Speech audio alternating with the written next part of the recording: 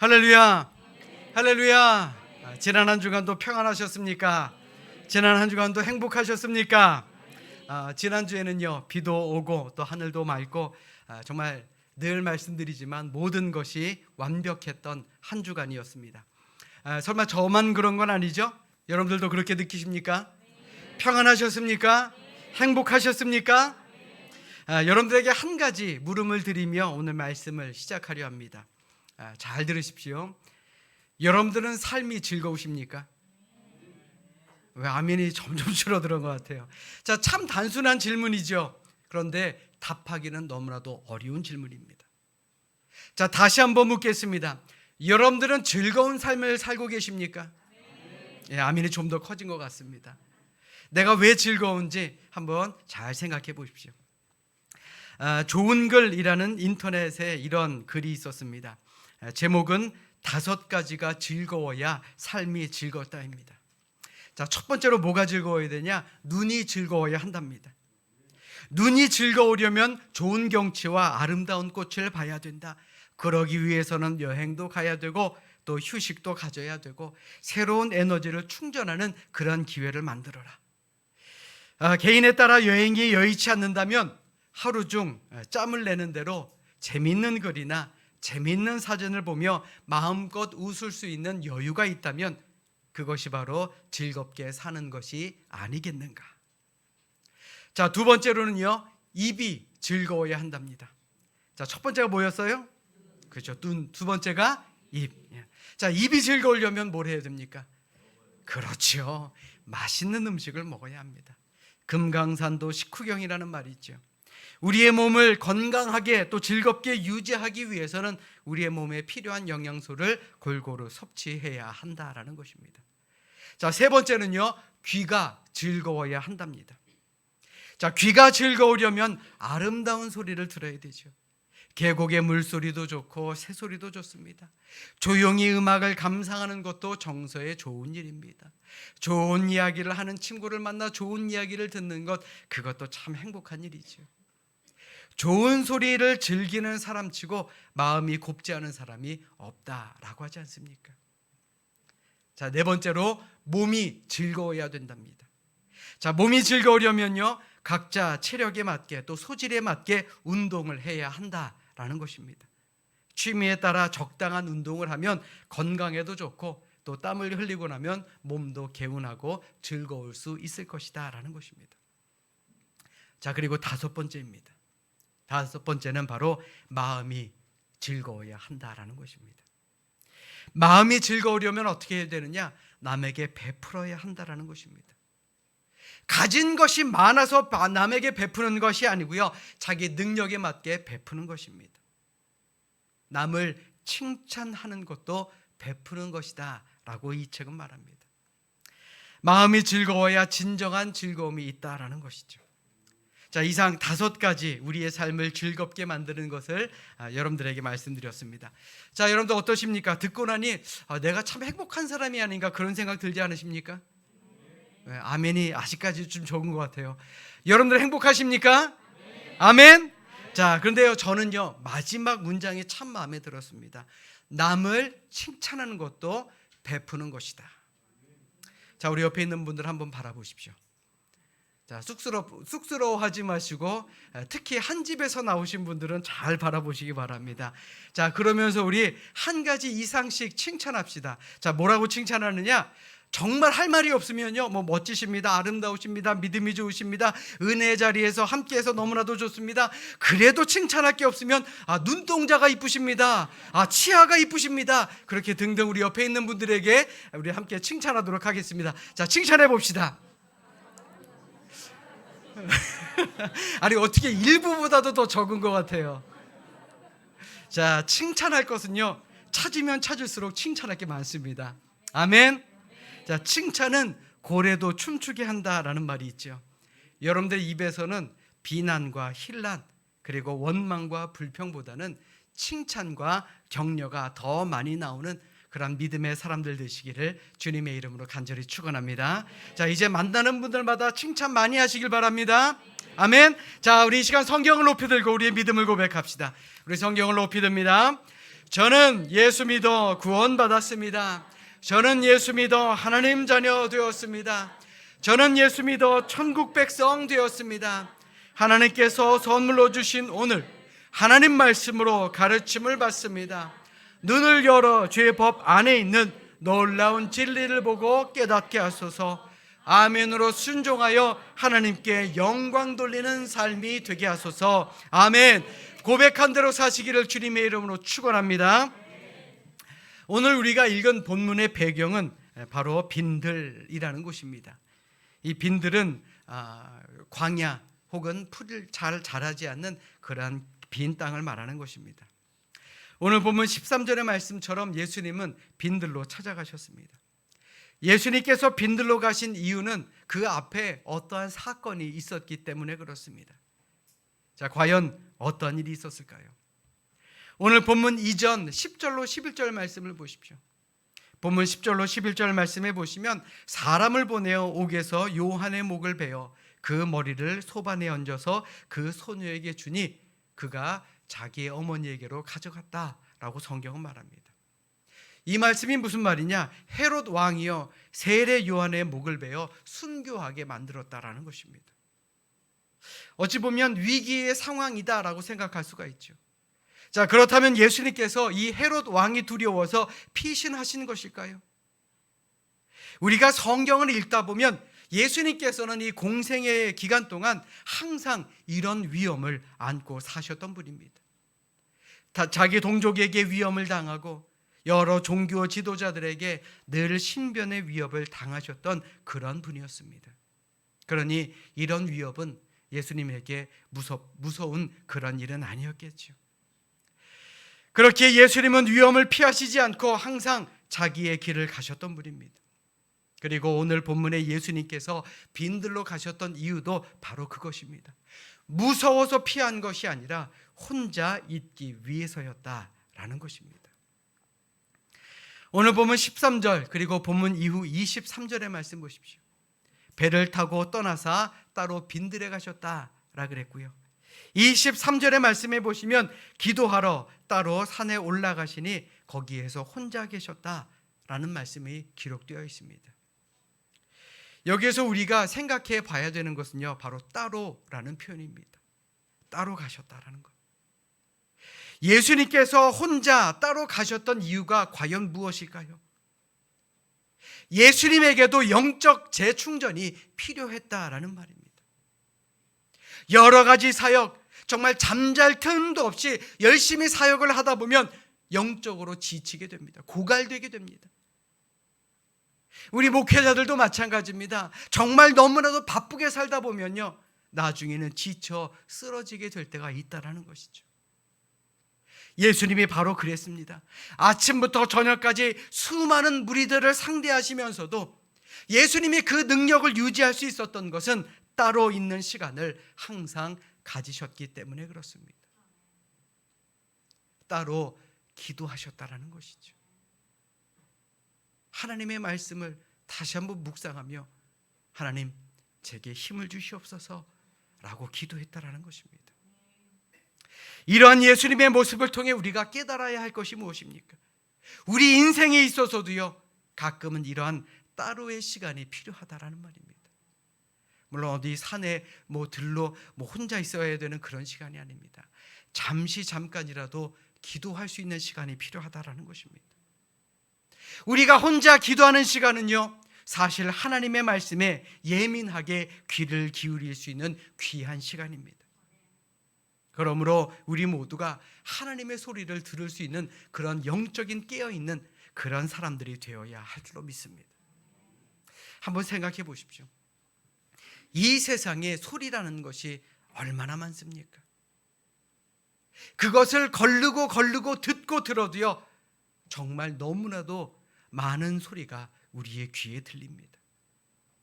아무리 좋은 세상의 이야기라도 하루 종일 듣다 보면요, 우리의 영혼은 어느샌가 지칠 수밖에 없다라는 말입니다. 우리 스스로에게 한번 물어봅시다.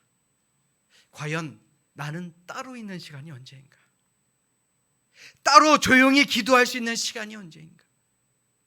특별히 어디를 가야 돼서가 아닙니다. 잠시 잠깐 짬을 내서 하나님께 기도할 수 있는 시간이 언제냐라는 말입니다. 저에게 있어서 따로 있는 시간은요, 새벽 기도를 마치고 집으로 돌아가는 길에 여러분들에게 매일매일 아침에 보내드리는 아침 묵상을 들으면서 갈 때입니다. 참 희한하게도요, 제가 녹음을 하고 제가 만든 묵상인데 제가 들으면서 은혜가 될 때가 있습니다. 제 자랑이 아닙니다. 여러분들 오해하지 마십시오. 그만큼 우리에게는 때로는 따로 있을 시간, 때로는 하나님의 말씀을 듣고 묵상하며 기도할 시간이 필요하다라는 말입니다. 아멘. 아멘. 그런데 문제가 생깁니다. 무리들이 예수님을 가만히 놔두지 않는 것입니다. 예수님께서 빈들로 가셨다라는 말씀을 듣고 무리가 몰려옵니다. 그리고 빈들이 삽시간에 꽉 사람들로 들어차게 됩니다. 오늘 보면 21절의 말씀해 보십시오. 먹은 사람은 여자와 어린이 외에 5,000명이나 되었더라. 사람들이 왜 이렇게 몰려들었을까요? 이유는 간단합니다. 그 안에 먹을 것이 있었기 때문에 그렇습니다. 치유함이 있었기 때문에 그렇습니다. 예수님이 계신 곳에서는 영적 양식과 더불어 육적 양식이 있었고, 영적 치유와 더불어 육적인 치유가 있었기 때문에 사람들이 예수님 앞으로 몰려왔다라는 것입니다. 저는요, 우리 교회도 이러한 양식과 치유가 풍부한 그런 교회가 되기를 원합니다. 다른 사람의 손에 억지로 끌려와서 앉아있는 그런 교회가 아니고요, 먹을 것을 찾아서 또 치유받을 것을 찾아서 자연스럽게 몰려오는 그런 교회가 되었으면 합니다. 그렇게 될 줄로 믿습니다. 그러기 위해서는 제가 먼저 말씀을 잘 준비하고 전해야 되겠죠. 뿐만 아니라 우리 안에서도 사랑이 풍성해야 할 줄로 믿습니다. 참으로 아이러니하게도 시대가 좋아지면 좋아질수록, 모든 것이 발달하면 발달할수록 오히려 사람들은 영적인 공허감에 빠진다라는 것입니다. 그것을 하나님의 말씀으로 채워놔야 되지 않겠습니까? 그들의 갈급함을 하나님의 말씀으로 채워야 되지 않겠느냐라는 말입니다. 그러므로 우리 안에 하나님의 말씀이 충만하다면 세상 사람들이 우리의 말씀을 찾아 몰려들게 될 것입니다. 하나님의 말씀을 듣고자 이 자리에 올 줄로 믿습니다. 여러분들 잘 들으십시오. 교회가 어떠한 사업이나 프로그램에 연연해야 하기보다는 하나님의 말씀을 붙들고 씨름하고 순종하려는 노력이 있을 때에 우리의 교회에는 희망이 있고 생명이 있고 열매가 있을 줄로 믿습니다. 아멘. 우리 그런 교회를 만들어가는 우리 여러분들 모두가 되시기를 주님의 이름으로 축원합니다. 한번 오늘 본문 당시 상황을 한번 상상해 보십시오. 구름같이 많은 사람들이 모였습니다. 제자들이 이걸 보니 얼마나 좋았겠습니까? 또 분위기가 얼마나 좋았겠습니까? 만약 여러분들이 예수님의 12제자였다면 야, 역시 우리 선생님 최고야, 야, 역시 예수님 말씀은 힘이 있어 라고 생각하지 않았겠습니까? 그런데 예수님께서는 제자들에게 참으로 희한한 말씀을 하십니다. 오늘 본문 16절의 말씀입니다. 우리 같이 한 목소리로 합독하겠습니다. 함께 읽습니다. 시작. 예수께서 이르시되 갈 것 없다. 너희가 먹을 것을 주라. 아멘. 먹을 것이 필요한 그들에게 예수님께서는 너희가 직접 가서 먹을 것을 주라 라고 말씀하신 것입니다. 아니, 제자들이 갑부도 아니고요, 정말 일론 머스크 같은 사람도 아니고요, 그 수많은 사람들에게 줄 수 있는 것이 과연 무엇이 있겠습니까? 같은 사건을 기록한 마가복음 6장 37절의 말씀에 보시면 먹을 것을 주라고 하신 예수님께 제자들은 이렇게 말합니다. 여짜오되 우리가 가서 200데나리온의 떡을 사다 먹이리까? 200데나리온의 떡을 사서 먹이리까? 라고 말합니다. 이 데나리온이라는 말은요, 노동자의 하루 품삯을 말합니다. 그러니 200데나리온이면 얼마가 됩니까? 노동자의 1년 연봉과 맞먹는 금액 아닙니까? 아무리 재산이 많은 사람이라 할지라도 너희가 먹을 것을 주라는 말씀에 그들은 분명 당황했을 것입니다.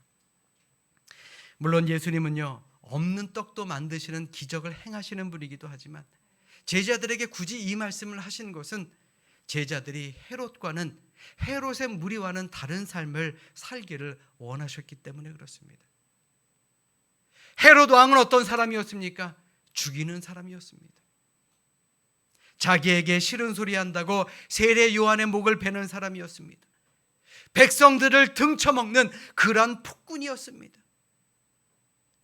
그렇기 때문에 예수님은 제자들이 이 헤롯처럼 사람을 죽이는 그런 사람이 아니라 불쌍한 사람을 먹이는 하나님의 진짜 자녀가, 예수님의 진짜 제자가 되기를 원하셨다라는 것입니다.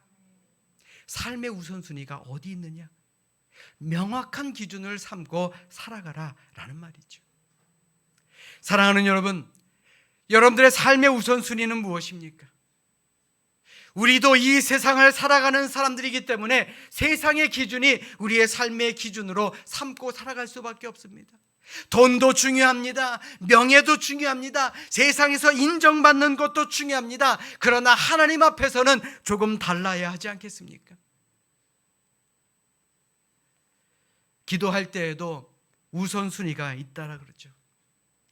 우리 기도할 때 어떻게 기도합니까? 주시옵소서, 주시옵소서, 주시옵소서, 그렇게 기도하지 않습니까? 그런데 이는 기도의 우선순위로 따지면 한 3번째쯤 된다라는 것입니다. 우리가 기도해야 되는 가장 중요한 이유는 첫 번째로 하나님의 선하신 뜻을 알기 위해 기도해야 되는 것이며, 두 번째로는 하나님의 뜻에 내가 순종하기를 바라는 그런 마음으로 기도하기 위해서입니다. 그리고 난 다음에 그래서 주님, 내게 필요한 것 좀 채워주세요 라고 기도하는 것입니다. 예수님께서 겟세마네 동산에서 무엇이라 기도하셨습니까? 내 뜻대로 마옵시고 아버지의 뜻대로 해달라고 기도하지 않았습니까?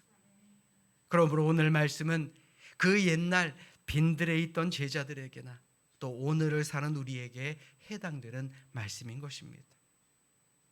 여러분들의 삶의 우선순위는 과연 무엇일까요? 여러분들 잘 들으십시오. 내 먹을 목만 챙기면 되는 그런 존재가 우리는 아닙니다. 우리는 어디를 가든지 책임자적인 존재로 하나님께서 우리를 부르셨습니다. 사업장, 직장, 지역사회, 우리의 가정, 우리의 교회, 어떤 모임이든 주님께서는 우리가 사람을 살리는 그런 사람이 되기를 원하신다라는 것입니다.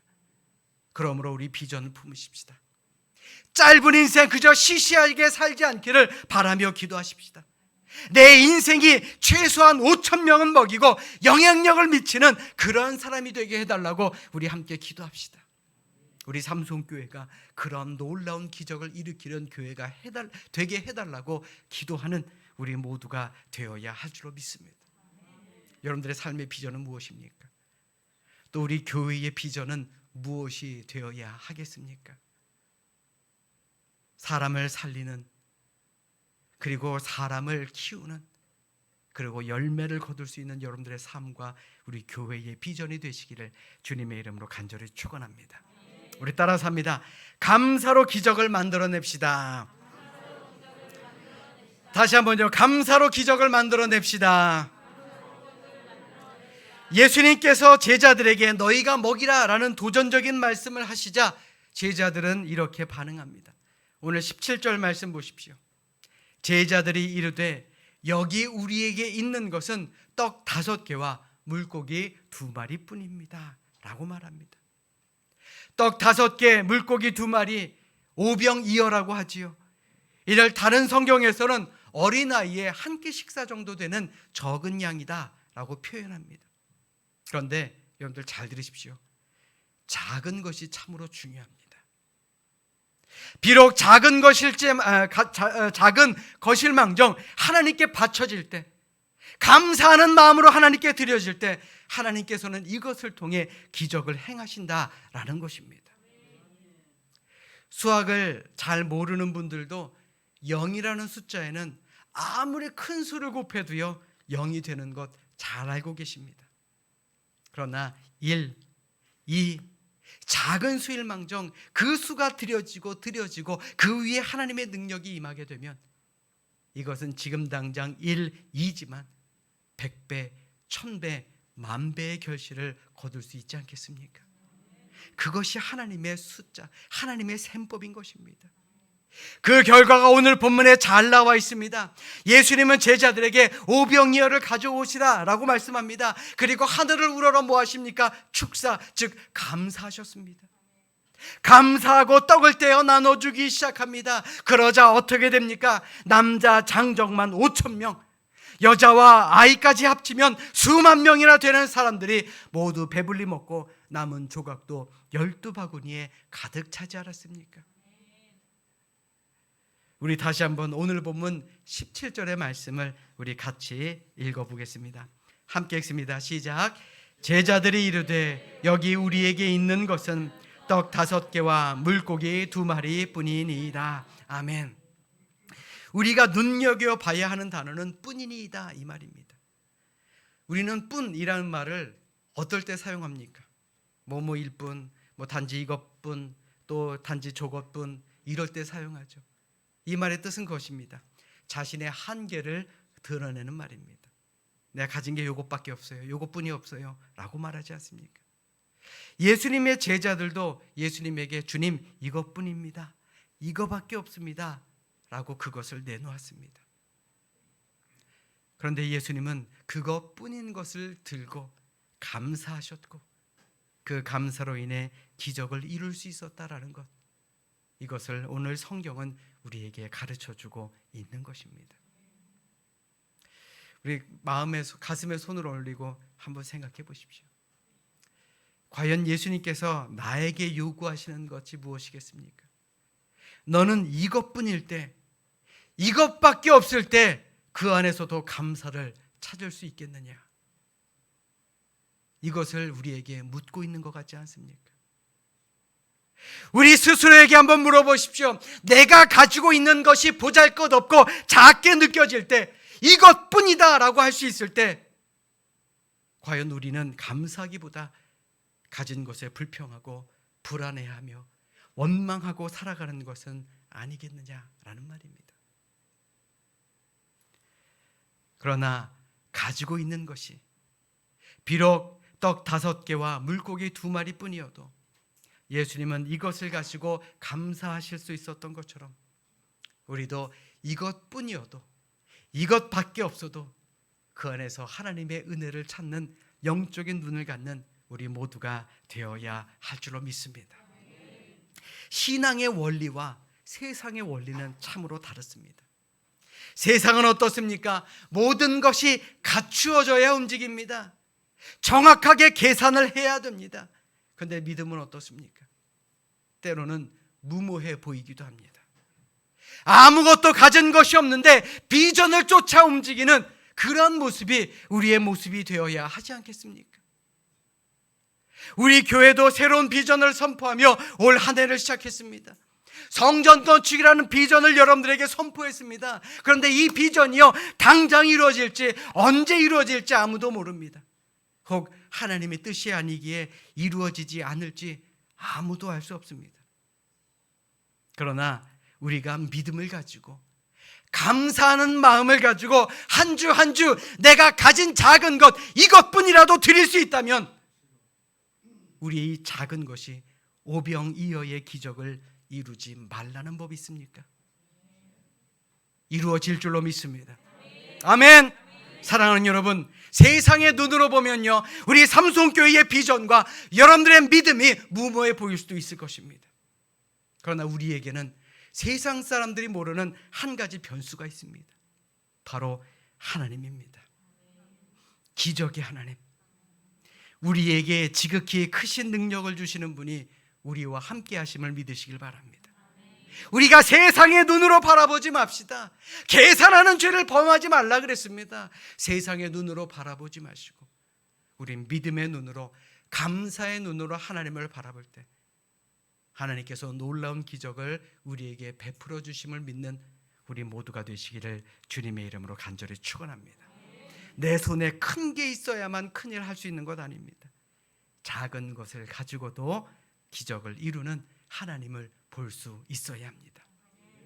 더 나아가 우리가 이 땅 위에 살아갈 때 내가 가진 것이 이것밖에 없다, 시시하게 여겨서도 안 됩니다. 우리가 판단하기에 부족하다라고 생각하는 것이 큰일, 기적이 될 수 있다라는 것을 기억하며 사시는 우리 모두가 되시기를 주님의 이름으로 축원합니다.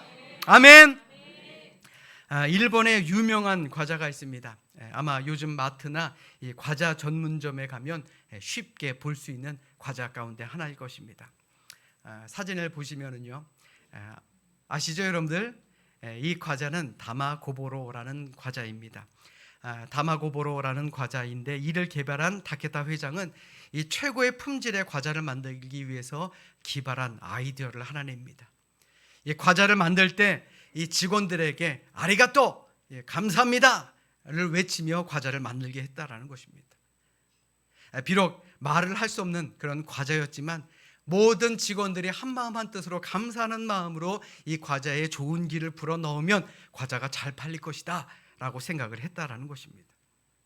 뿐만 아니라 1시간 동안 제품을 만들면서 감사합니다 라고 많이 이야기한 직원에게는 급여와는 별도로 8,000원의 상여급을 지급했다라고 그러죠. 1시간에 8,000원이요. 오해하지 마십시오. 아무튼 일본 사람들은 참 특이한 사람 같습니다. 그런데 결과가 어땠을까요? 참으로 놀라웠습니다. 제품이 출하될 때까지 수만 번의 감사합니다라는 말을 듣고 만들어진 이 다마고보로라는 과자는요, 일본 사람들의 마음을 사로잡습니다. 그리고 한때 일본 과자 시장의 점유율 60%가 넘는 그런 과자가 되었다라고 합니다. 자, 그렇다면 여러분들에게 한 가지 묻겠습니다. 자, 여러분들은 얼마나 감사하는 마음으로 살아가십니까? 감사하며 일해야 되는데 지겨워 그러며 일하는 것은 아닐까요? 사랑하는 가족들이 먹는 음식을 만들면서도 지겨워 하면서 만드는 것은 설마 아니겠지요.